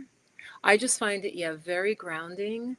And they talk about, I believe it's called occlusions, and some people have really, some far out ideas about the inserts into it. But I quite like this stone. I like smoky quartz, and again, because I'm very upper chakra, um, it's like I think I'm drawn to stones that are grounding, because what you do want to balance yourself out is this. They have a certain energetic, and so you want to kind of create balance for yourself. So yeah, I hope that was helpful. Yeah, I love smoky quartz, and I love smoky quartz with rutilated. Rutilated is like these hairs. So no, you might know this, and Heather, you probably know this. Like it's like this inserts of it looks like almost like a dart or something, but it could be like silver colored or copper colored. I love that. I love rutilated quartz.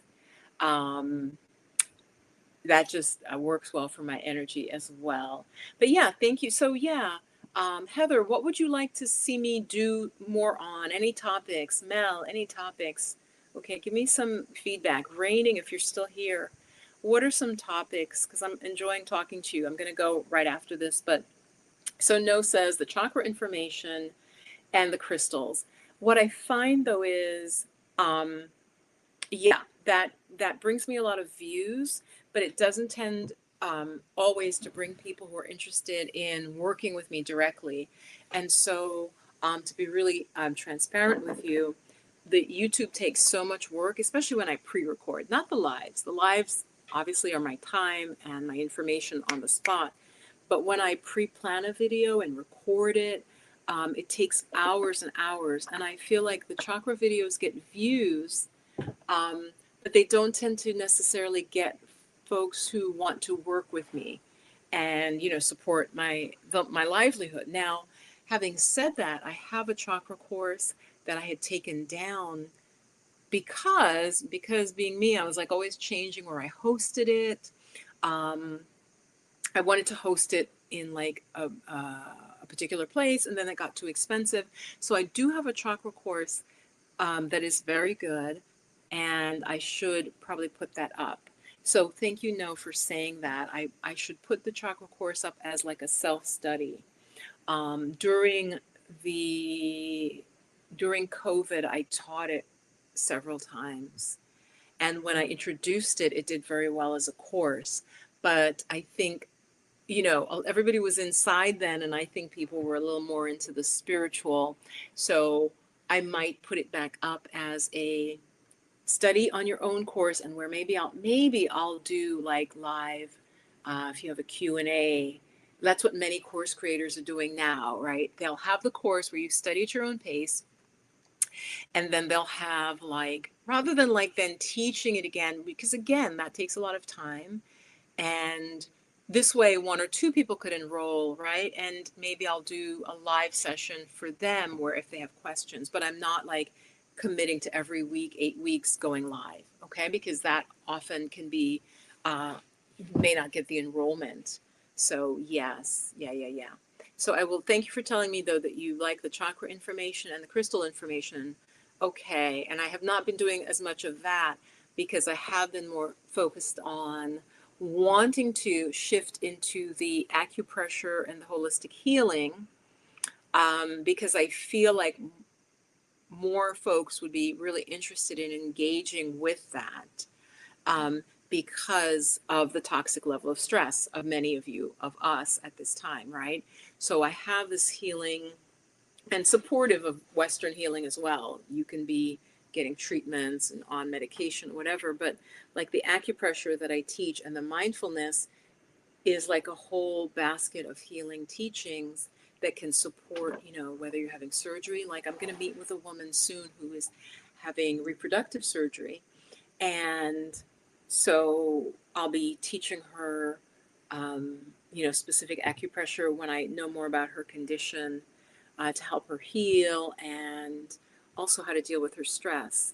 So that's been a little more where I've been shifting my focus out of maybe some of the more esoteric, but I had actually a client say to me, but I like that you do both, Viv.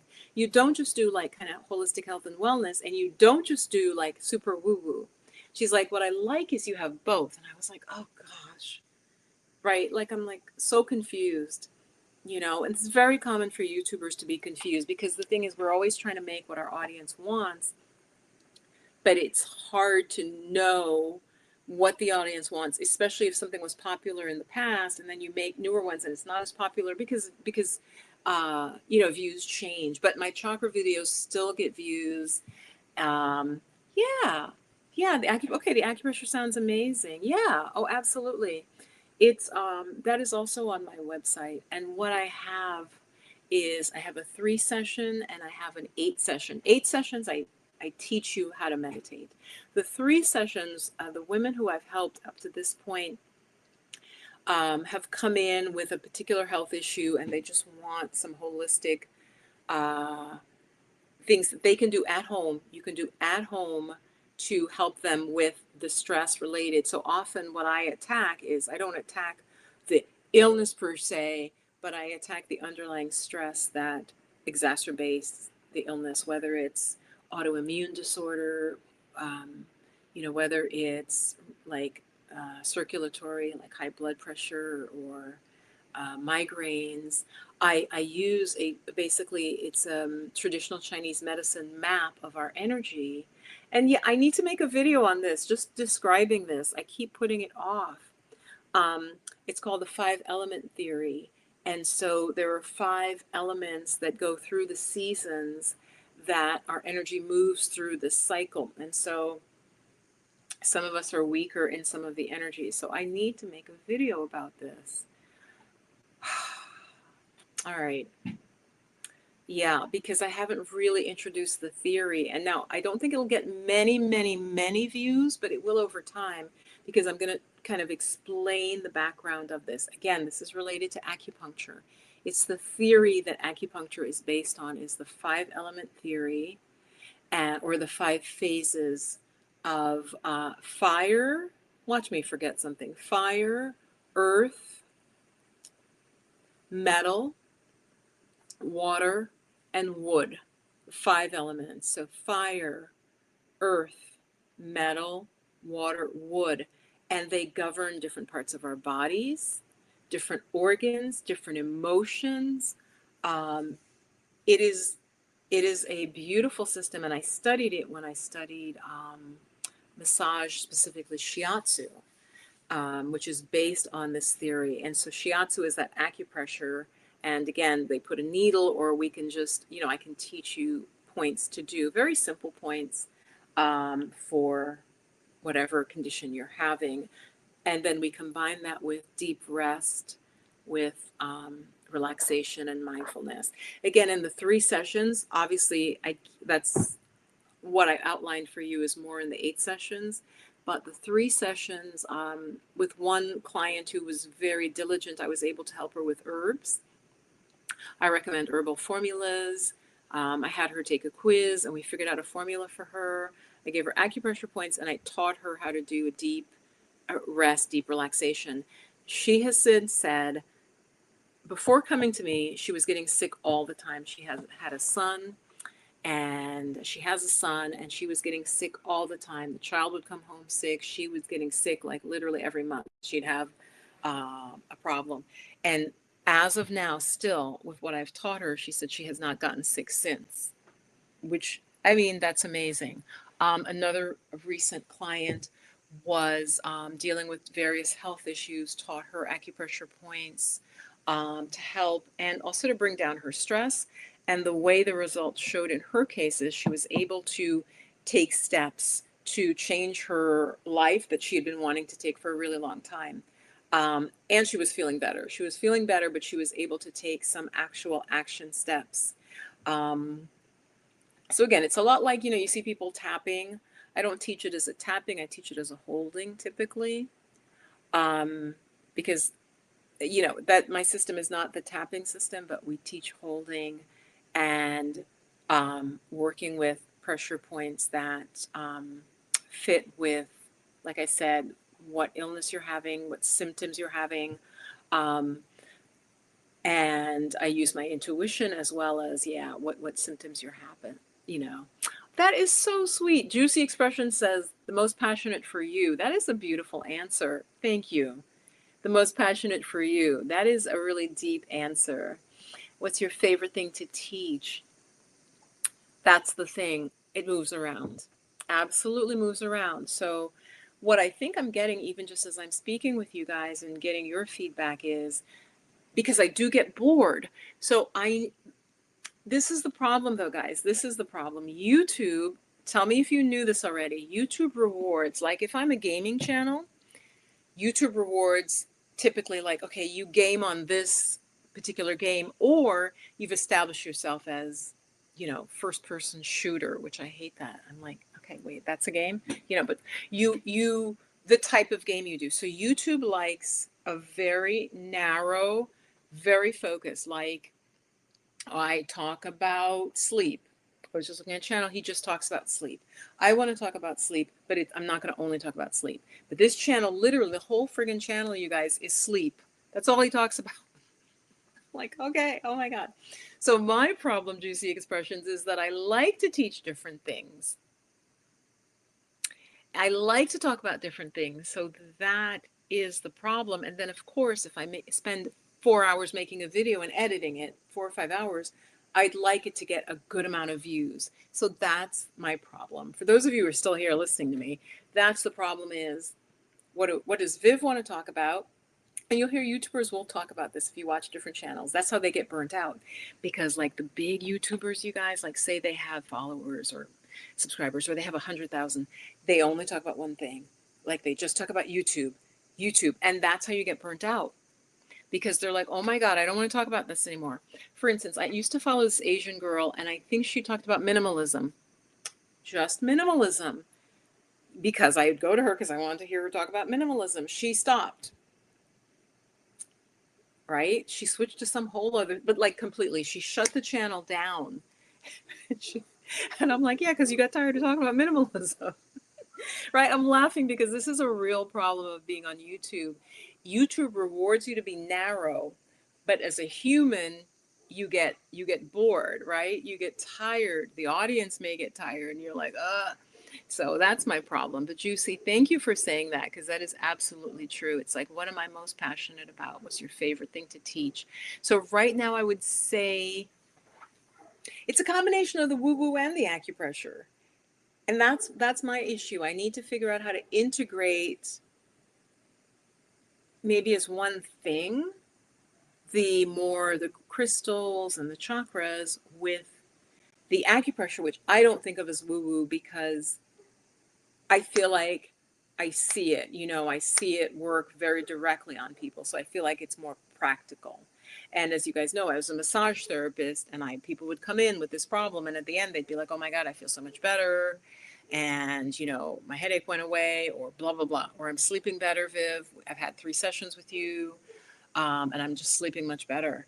So I feel like the acupressure is less woo-woo. Okay, Heather says, I'm also interested in working with angels. Okay, that's interesting because as I was saying to you, I got this card, which is saying that I have this connection to the angelic realm. And I knew that, but I don't know that I would can teach on that. So that's interesting. You guys are giving me good ideas, good things to think about. So Heather says, yeah, I'm definitely interested in working with you, and hopefully we'll be in touch soon. I just got diagnosed with pelvic congestion syndrome. I have never heard of that, but I would tell you right away, get yourself to an acupuncturist, because what it sounds like would be what they call stagnation. And I have related, like I have fibroids. So I don't know. I would have to look that up, but it sounds like the Chinese medicine doctor would talk about it as congestion. Yeah, there's blockages. So absolutely. Yeah, there's a lot of blockage with that root and sacral chakra. You're absolutely right. I'm just going to throw some things out you could think about, Heather, and I'll take you down off the screen. But this is for Heather and anyone else having reproductive issues. And the doctor will never talk to you about this, but it's a little bit more sensitive, and it's related, I think, to some of the issues. Are you explore the issues that to do with femininity, sexuality, relationships? because especially women's bodies, our bodies are so sensitive to our thoughts and our feelings, any sexual abuse or any difficulty in relationships that's like the underlying sometimes of these physical issues. So yeah, Heather, thanks for, even in your question that brought together kind of the more woo woo with the physical. I would consider also green. There's something I recommended to my friend who passed away that he made amazing help with him. I mean, he's a male, but often the liver is congested, Heather, when the hormones are not being broken down. So I would also look at the liver energy and look at things that, not a liver cleanse per se, but things that support the movement of the liver energy. So herbals. So if you worked with me, Heather, what I would do, I would definitely get you set up with a herbal formula. It's better than a single herb. A single herb will often have a side effect. Again, any of you listening, single herbs in the American tradition, they often will do a single herb. Again, think about that. They were growing that herb. That's what they had. More complex systems, and I'm sorry, I think there are more complex systems than American herbalism. They would tend to really put a blend. Okay, other systems always blend. So Heather, I would have you take a quiz, and I would have you look at a liver formula specifically. There are also some reproductive formulas that I sometimes recommend, depending on what the clients get as a quiz result. This is coming from Ayurveda, and I would do acupressure points to help with your circulation. And like I said, I'm getting liver for you. So consider coming for 3 sessions or even one, Heather. Um, Let me just see if I'll get you the link to this, because this is important. And the energy work is great, but I'm going to be really blunt with you guys. Energy work, once you have a physical problem, I would go at it from the physical, because things start energetically, and then over time they manifest in the 3D. They become a real physical issue. So say you're super sad, you're sad, you're sad, you're sad, you're sad. I'm thinking of a friend of mine. You're sad, you have depression. This friend of mine recently, and I think it was coming out of COVID, but it was way after COVID. She then got such a lung issue that she was coughing for 1 year. She just told me, I was coughing for a full year, Viv, because I asked her, how are you doing better? Because I hadn't talked to her for a couple months. We hadn't talked about it. She goes, oh my God, I'm better. I actually had to have a procedure. And, I'm not saying I'm exempt, right? She had a procedure, which I think was good. But then I said to her, in Chinese medicine, the lungs are tied with sadness and with grief. And I'm not going to tell you her name, so you won't be able to identify. But this person had had 2 people die in her life, very close to her, very close to her. One a family member, one a partner, in short order. And she says to me, she says, yeah, I know I have, a lot of grief and sadness. So that's what I'm saying. And Heather, let me come back and look for this would be the private meditation and wellness coaching. So that would be, and I'm going to give you the link, and I will put it below there. But we might be able to and do it in one session, Heather. I could at least get you the herbal and get you, so on that page that I just shared for her, you can book a single session. Okay. And the price for a single session is $150. And what I could do is I would send you one questionnaire in advance. And I think within an hour, I could get you at least just the herbal and maybe 2 or 3 acupressure points. Okay. So Heather, if you are able to do that, and any of you having like reproductive issues or any issue, I can do a little bit in 1 hour. We cannot, I recommend a 3 session, because that gives you time to do what I've taught you. And then usually the second one, I would do the herbal quiz, and then we can talk about it, do more acupressure points, do more relaxation, and then we can figure out if that herbal formula is good for you. But Heather, if you just wanted to connect on the herbs and a few of the acupressure points, we could do that in one session. Okay, so that's it, guys. I'm going to go, and I will put those links below as well because I put them in the live chat. Those of you watching later, and those of you who watch all the way to the end, it means you're interested in this conversation. I will make sure I put those links below the video.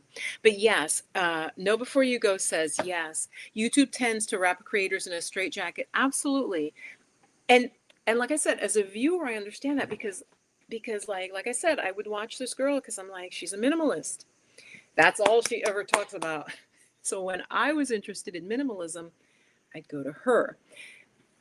But for the creator, and she was great at minimalism. She was Japanese, I think, or Korean, and she just was minimalist to like an extreme, you guys. Like it was crazy. Like I wasn't going to do that. But I like to watch her because I would get tips and it would help me think about how could I become more minimalist. But this girl was living on like a futon and like 5 pieces of clothing. I'm not lying. Okay, so clearly she got tired. She got tired. You too, Heather. Nice to see you. And Juicy, thank you so much for your comments, your feedback. So again, you guys were basically, okay, I like the chakras, I like the crystals. Acupressure, okay, there's interest in acupressure as well. And working with angels. You guys were like, okay, we're in there for it, Viv. But yes, YouTube is like puts you in a straitjacket because it helps the algorithm. The algorithm is like, oh, she talks about dolls. She talks about, Southern dolls. She talks about beauty for people with alopecia or discoloration or YouTube is like, what do you talk about and how can I need to find the people that want to watch. Oh, she's a runner, she's a distance runner, she only talks about distance running. Okay, I can bring you people. So for creators, that's why when you see people like, oh my god, I can't do YouTube anymore, it's because of that, because they got burnt out, because YouTube kind of burnt them out. But I don't want to get burnt out because I really enjoy having my channel. So thank you guys so much for staying. And it was beautiful to be with you. And I probably will do a live on Sunday. If I don't do live, at least I'll have a recorded video for you on Sunday. Okay? Mwah. Much love. Enjoy your Friday. Remember to do some goddess work. Remember to do some spiritual work, especially writing stuff down because this is a potent time. That was the point of the video. All right. Love you guys. Bye.